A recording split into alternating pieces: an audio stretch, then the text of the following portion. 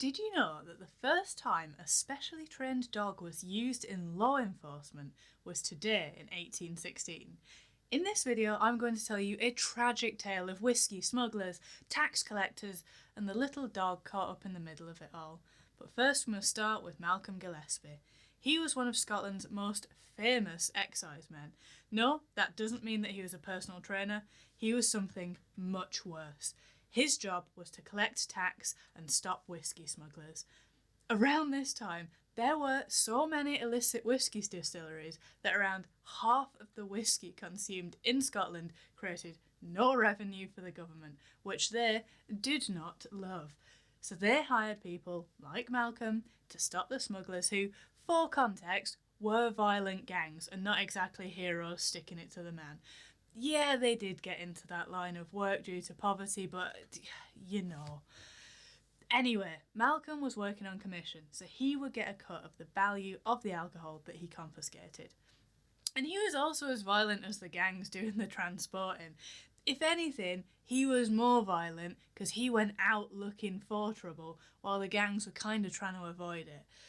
Given that his job was to approach violent gangs alone and take their goods from them, it is fair to say that Malcolm was doing quite a dangerous job.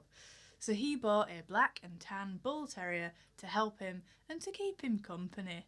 He trained his dog to bite down on a horse's nose and make it dance about, not letting go until the horse had thrown its load off its back. It was like whiskey buckaroo. Malcolm loved that dog. It made his job so much easier. And to be fair, Malcolm was said to have had 42 separate serious wounds by the end of his career, so it must have been nice for him to have some backup.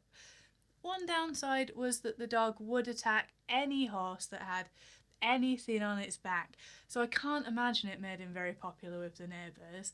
And sadly, the glory days did not last long, as the dog was shot by smugglers a year later. And Malcolm's story doesn't end so well either. Catching criminals was actually quite costly, as he didn't exactly get his expenses paid. So even though he was getting commission, it was all just going on paying for transport, for taxes, for hired help, a tale as old as time. So he ended up turning to the very thing he was trying to fight: crime. He torched his own house to collect the insurance, and he managed to get away with that.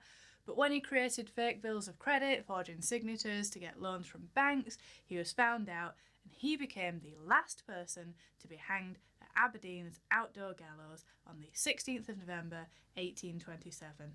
What a life, eh? I'm glad we look after our police dogs a bit better now. And our tax collectors. Anyway, thank you for watching. Why not subscribe? And I'll see you tomorrow.